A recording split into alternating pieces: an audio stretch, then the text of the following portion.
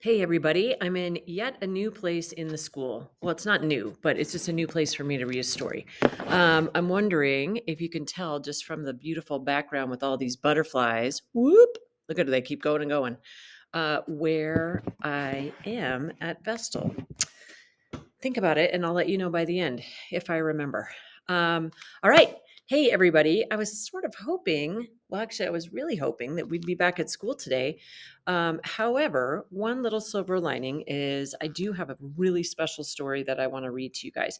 And I've realized in all the stories that I've read since we've been at home, none of them have been based on true stories. And this story is.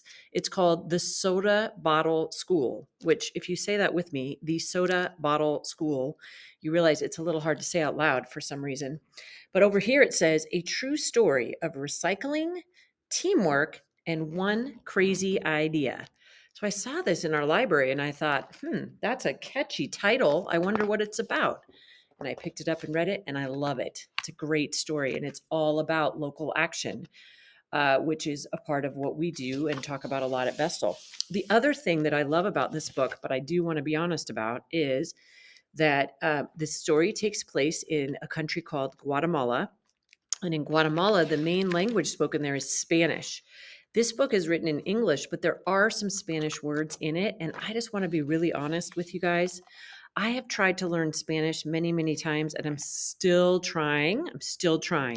It's just a real struggle for me. Those of you that speak more than one language, I am so proud of you and find it to be really amazing that you speak more than just one language. I have really struggled trying to learn a second language. So you'll notice, especially if you speak Spanish, that I may not do the best job when I come to Spanish words, but you know what? I'm going to give it a try and hope that you can at least figure out what I'm reading about. Okay, I think that's a long intro. Let's get started. The Soda Bottle School, a true story of recycling, teamwork, and one crazy idea. This was written by Senior Laura Kutner and Suzanne Slade and illustrated by Eileen Dara. Each morning, let's see if I can scooch a little bit here. The Guatemalan sun climbed the mighty Tunja volcano to wake the small, sleepy town of Granados below. Fernando thought nothing exciting ever happened in his village. But then something amazing happened, and it all started with one crazy idea. That day began like every other. Mama got ready for work while Abula fixed black beans and eggs, and Abulo told his stories. I think from the little bit I know that means his grandma and grandpa. Then Fernando walked the steep hill to school. Up, up, up he climbed until he spied the school's metal roof. Whoop, whoa, there we go. Fernando joined some friends playing football before school. Can you tell what sport they're playing there? In the United States, we call that soccer, but in most countries around the whole world, it's called football. As he ran across the playground, he waved to his favorite teacher, Senor Laura. Before she had moved to the village, Fernando was the only person in the whole school who wore glasses. But not anymore. Senor Laura wore them too. Their glasses helped them see lots of things: delicate spider webs, brilliant hummingbirds, colorful rainbows in the distance. And sometimes they even saw possibilities, new ideas that others didn't. The morning bell rang out. 200 students squished inside the very small schoolhouse. Two grades squished into one classroom.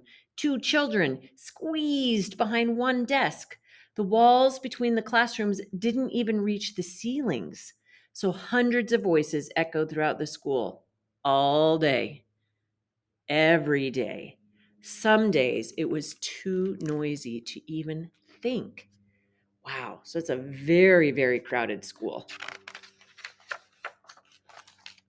After morning lessons, math and reading, it was time for recess. Fernando ran into the wide, grassy schoolyard. He found Senor Laura sitting on a large frame made of red metal. The frame was the empty shell of classrooms that had not been finished. Years before, the village started building new rooms, but there wasn't enough money to finish them. But there was one thing Granados had plenty of. Remember, that's the name of the city, and that is trash. The problem began when products in fancy packages started arriving from other countries. Now, old water bottles, soda bottles, chip bags, and grocery sacks littered the land. The town didn't have a recycling center, no garbage trucks, not even a dump.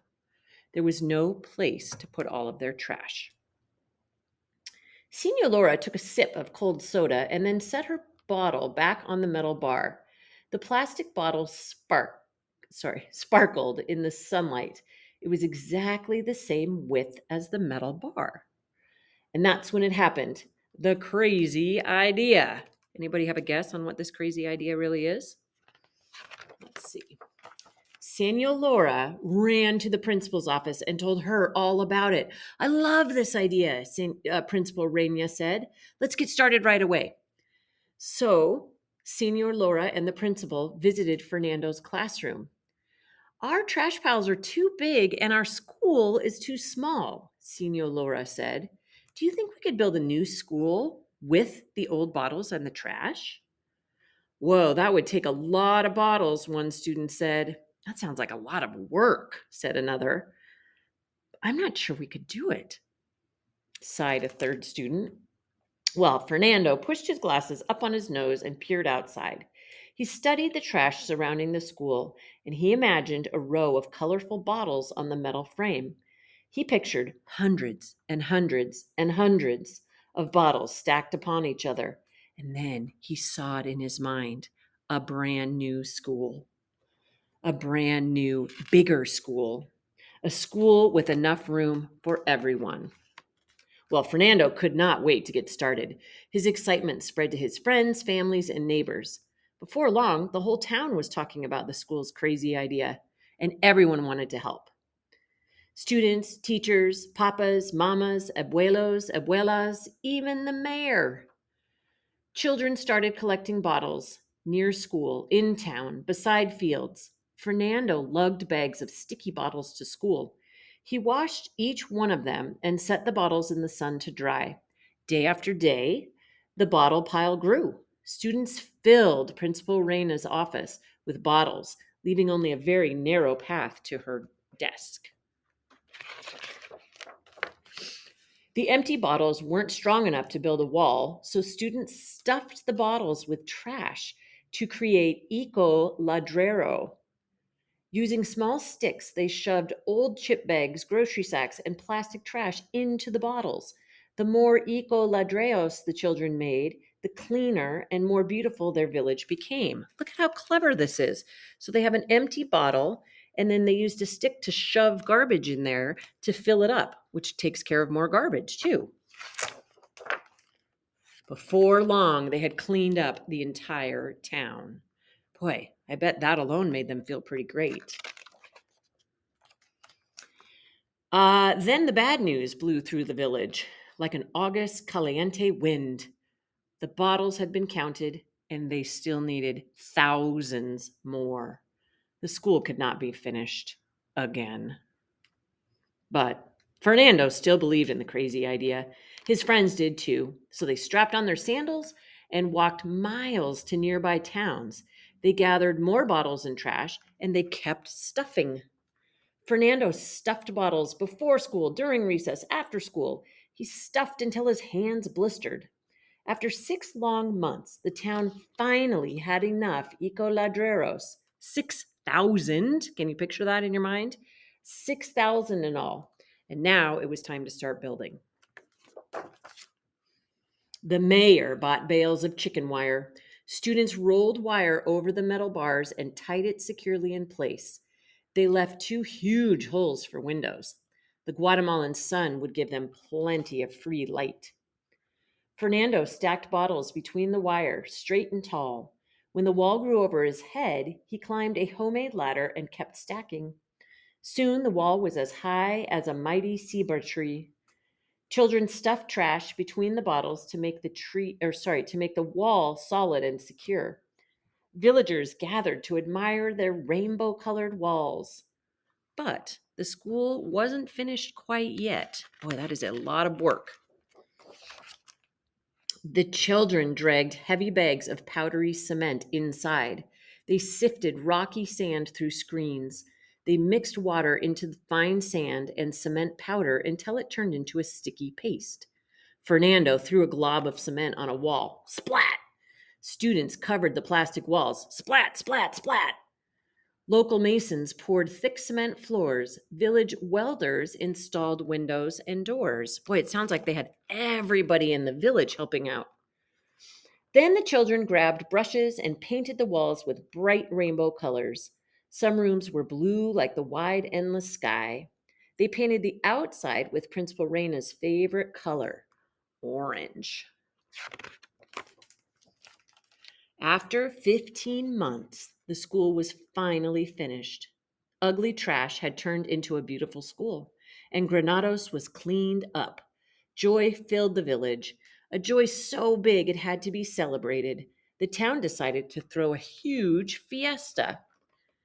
Fernando and his friends decorated the school with streamers and signs. The principal gave a speech. The mayor cut a thick red ribbon, and then hundreds of feet danced to the powerful beat of Mayan songs. Papas cheered, mamas cried, but Fernando, he just smiled. His school was exactly as he and Senor Laura had pictured it, big and beautiful, with plenty of room for everyone. But that isn't the end of their story. Nearby villages heard about the school made of trash. They began picking up their old bottles and bags, and they used them to build new schools, recycling centers, fences, and even more. And it all began with one crazy idea. Isn't that awesome? And then the back part, this part tells of the real story. And you can see if you look really closely behind those people, that is a wall made out of the beautiful soda bottles. So incredible. I love stories like this, especially to know that they're real. Somebody came up with kind of a crazy idea and then they stuck with it and made it happen, which is pretty awesome. Okay, I know that was a longer story than usual. Now, any guesses, last guesses on where I am in the school? Let's see if I can give you one more. Whoop, kind of look around a little bit, sort of. Oh, that should tell you for sure. Definitely in the art room. Thanks, Miss Bro, for letting me use your nice, clean art room. Hey, I hope to see everybody back at school super soon.